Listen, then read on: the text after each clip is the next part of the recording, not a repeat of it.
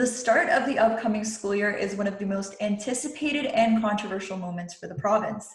Today we're speaking with Ontario's Minister of Education, Stephen Lecce, to address the questions and concerns you may have about your children going back to school this September. The return of the school year is obviously one of the most anticipated and controversial moments for the province. But before we get into talking about this school year, I want to know, Minister, looking back at the online approach that was taken, how successful was the decision to end off the school year as it did? Yeah, I think parents and likewise this government expected much better when it came to the online experience in the June. We faced, as you know, publicly opposition by the unions against live Zoom style learning. That's unfortunate because I think children really needed a better experience. They need to see each other, be led by their teacher. So we've learned from that and we have imposed very strong expectations that I think are in line the interests of our kids. And what we've done is we've said 75% of learning online in September must be live, must be in front of the class, together building a community and really giving these kids an equal opportunity to learning. And I think that's going to be important. And we're also ensuring every educator has professional development so that they can teach better online, so that they're better positioned to be part of that solution. But we have raised the standard and we're going to continue to stand with parents for better education online. And what are some of the measures that are being implemented to start school in September and to ensure that teachers and students alike feel safe? Yeah, I think the first thing is that we're investing more than any province in Canada, putting more money in place for testing.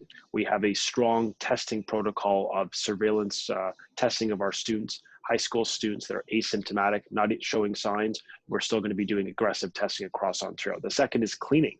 We have invested $100 million in a new funding, one-time infusion of additional funds this September for this year to hire more cleaning staff, more custodians, and to clean our buses and our schools. We're doing hiring 1,300 new cleaning staff to do that. We're also ensuring that screening, very strict screening protocols in place so that no one entering our schools has not been screened and we know that they have any symptoms that they're not to enter the schools. In addition, we are unique in Ontario. We're hiring 500 public health nurses to provide support, to support any symptoms of a child may have, testing, as well as just helping the schools through the difficulty, especially as we enter the flu season. That's going to be important and a great advantage. We're also investing money in PPE so that every single educator and every single student gets access to a mask. That's really important. And more for educators. If they need a face shield, for example, we will provide that. We're ensuring distancing by unlocking $500 million of school boards plus provincial money to create more distancing and more spacing, which is really important. We're putting $50 million in improved ventilation so that the air quality is strengthened. And we're doing other elements that I think are unique that's going to really help ensure that we do everything humanly possible to keep the kids safe. And the Chief Medical Officer of Health of this province, Dr. David Williams, the most senior medical authority, has endorsed this plan as safe. And I think that's important. So in your opinion, should parents feel completely safe and relaxed knowing that their children, will be back in school and facing their teachers and sitting down at lunch and being around them this September? Yeah, I think parents, like all of us, we all have that natural anxiety. It's not just in Ontario. I think, to be fair, every province, every government on earth is dealing with challenges of getting hundreds of thousands, or like in Ontario's case, 2 million kids into a congregate care setting. It's not easy. It's an overwhelming challenge, but we can do this. And I think while parents and like myself as an uncle with nieces in the Catholic system, and like so many of us that have family and friends and neighbors who are teachers and who are students, the commitment is just to give parents confidence that the plan we have unveiled is the strongest in Canada by every measurement, spending more money, more supports on nursing, on cleaning, on hiring, and on spacing. And I think what I'd say to folks out there is, while we share that anxiety, I want you to know that the plan has been fully supported by the Chief Medical Officer of Health, and we're going to continue to do more. If we think there's more we can do, something based on new evidence that emerges, an additional action we can take, we will. And then I think I've demonstrated over almost every week coming out with new announcements, new layers of prevention, new measures we are taking to keep these schools safe from COVID-19. And we're going to continue to work with our educators and parents and listen to them to make sure that the schools are safe throughout the year. You mentioned flu season. There is a lot of concern, of course, with the changing of weather and a lot of the symptoms that are associated with flu and their resemblance to COVID-19. Mhm. Is there a plan in place, or what would happen if this potential second wave occurred in the middle of the school year? Yeah, I mean, the first thing is we're encouraging parents, and the chief medical officer of health is encouraging parents to get their kids vaccinated for the flu and for any outstanding vaccines they may have. Please do that. I spoke to the Minister of Education in Australia a few weeks ago. They got hit with their flu season because now is the winter there. And the message was clear: get vaccinated. It is so important. Teach your child about hand hygiene. I mean, schools are going to be part of our requirements, constantly washing hands of the kids, bringing them to the washroom as a cohort. And the third is just to make sure that they're comfortable and they know how to safely wear a mask. Obviously, we're going to be supporting that in schools, but I think parents could also play a role in helping them feel comfortable with that and getting them a bit more acclimatized to that. If we face a second wave, if we face a significant shock, obviously the province has not hesitated in March when we faced a challenge to close schools. It's not an easy decision, but we will do whatever public health, whatever the leading doctors of the province advise the government. And if they think that risk is too high, we will go online. That's why we have an online learning system. It's why it's strong. And as I mentioned, it is stronger than the past, dramatically improved. And I think it'll serve kids well if we need that. I think if we continue to flatten the curve and do our very best as a society to keep those numbers down as we have for many, many days, I'm confident kids could remain learning. But you're right, we need to be prepared, and we are in Ontario. There's moments throughout the school day, of course, where it's inevitable to be in crowded situations, whether it's in secondary schools when the period is switching and they're walking through the hallways, whether it's lunch without a mask on, or even on the school bus. So who's going to be enforcing these social distancing guidelines, and how can you trust, a 7-year-old or an 8-year-old to adhere to these rules? Yeah, I mean, we've changed the way schools operate. I mean, there isn't going to be lunch in the cafeteria anymore. You're in your school, in your classroom, supervised by your teacher. Buses are required to wear a mask on it, and distancing, as well as assigned seating.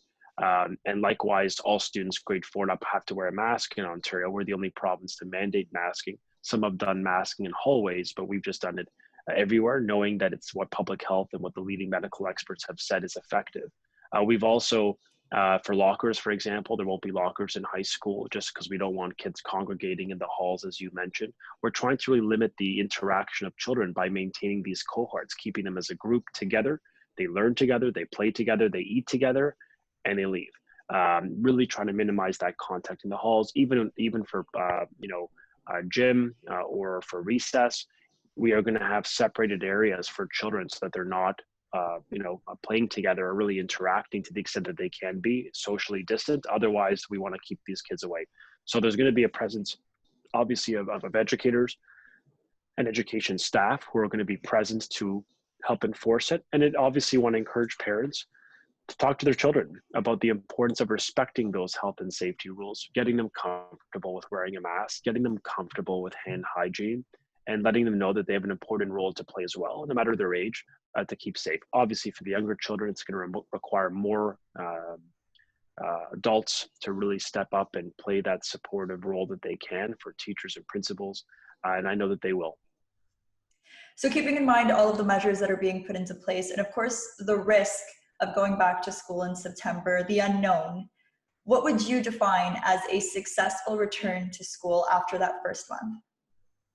Yeah, I think, success is really measured by the students, parents, educators, all of us listening to public health advice and embracing it in our lives. For teachers to do so in their classrooms, parents in their homes, and of course, the government within our communities. If we do our part collectively, listening to public health on hand hygiene, on distance, on masking, I really do believe that kids will go to school every day in a positive and safe environment.